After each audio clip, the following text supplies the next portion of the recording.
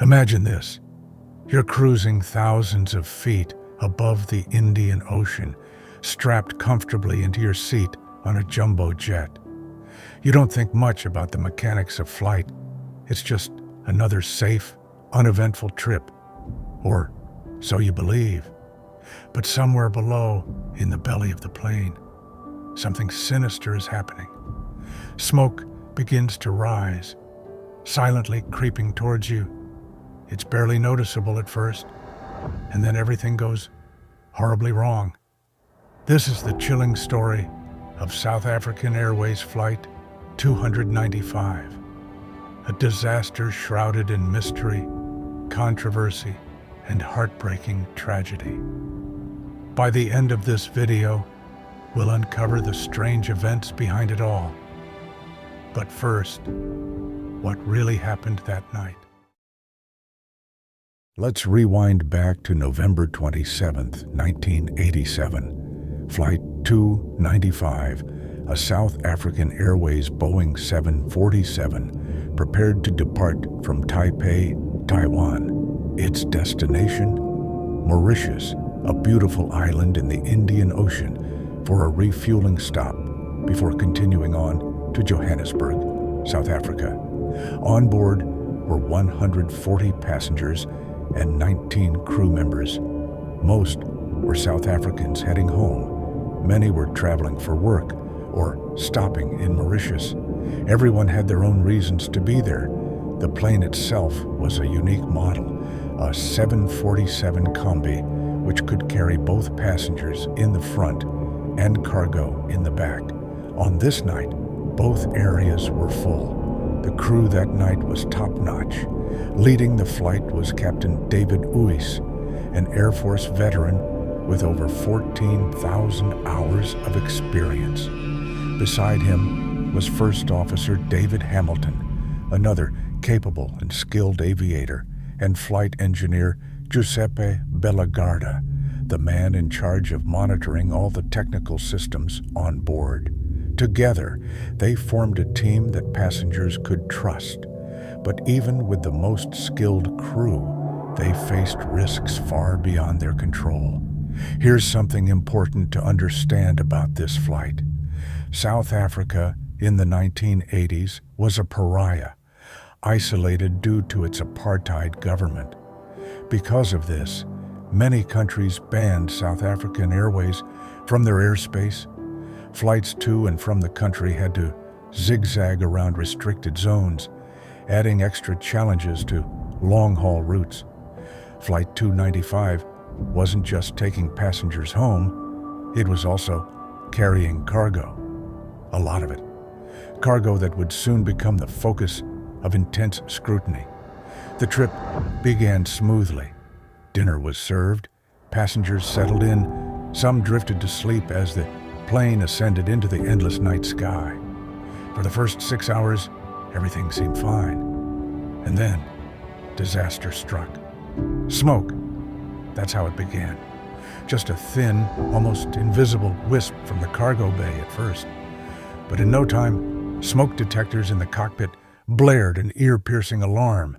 The pilots immediately sprang into action, checking the systems and running through emergency procedures.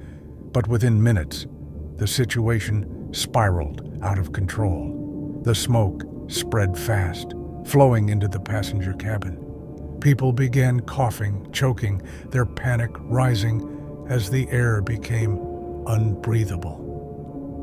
Imagine the terror, knowing you're trapped at 35,000 feet with nowhere to go. The flight attendants tried to reassure the passengers, but there's only so much you can do when thick smoke is overtaking the cabin. Meanwhile, up in the cockpit, things were getting worse. Systems began failing one by one. Circuit breakers popped. Lights flickered. The fire below wasn't just burning. It was devouring the plane from the inside. And then the unthinkable happened. The cockpit voice recorder, the device that captures critical sounds and conversations, lost power. It recorded nothing more after that moment. Captain Uys contacted Mauritius Air Traffic Control and declared an emergency. They needed to land, and fast. The plane began a steep descent as the crew fought desperately to regain control. But the fire was relentless. It scorched through wires and systems, weakening the very structure of the aircraft. Passengers could do nothing but pray as black smoke engulfed the cabin. Just miles from Mauritius, Flight 295 reached its breaking point. The fire had compromised the plane too severely. It buckled under the intense heat, and at 4 a.m., the aircraft broke apart mid-air, crashing into the ocean below. There were no survivors. All 159 lives on board were lost. Investigators quickly got to work. Their mission? Find out what caused the fire. But answers didn't come easily. They managed to locate and retrieve some debris from the ocean floor, more than 14,000 feet below. What they found painted a grim picture. The fire had burned hot, over 1,000 degrees Celsius. That's intense enough to destroy virtually everything in its path. The fire's origin was traced to the front right pallet in the cargo hold. But what was stored there? The official cargo manifest listed items like computer parts and batteries. Lithium batteries have been known to ignite under certain conditions, but back then, they weren't considered an obvious risk. Could there have been something else? Dangerous chemicals? Weapons? You see, there were rumors, disturbing ones. South Africa at the time was under strict arms embargoes. The government had developed a reputation for smuggling weapons using unconventional means, including passenger flights. Was Flight 295 quietly carrying something it shouldn't have been? Here's where things get even stranger. Flight 295's communications with South African Airways monitoring station, ZUR, were supposed to be recorded. But the tapes from that night, they vanished. Why would such a crucial piece of evidence just disappear? Accident or cover-up? To this day, we don't know. The mystery of Flight 295 remains unsolved. Was it just a tragic accident caused by faulty cargo? Or was there something more sinister on board that night? And why were those tapes erased?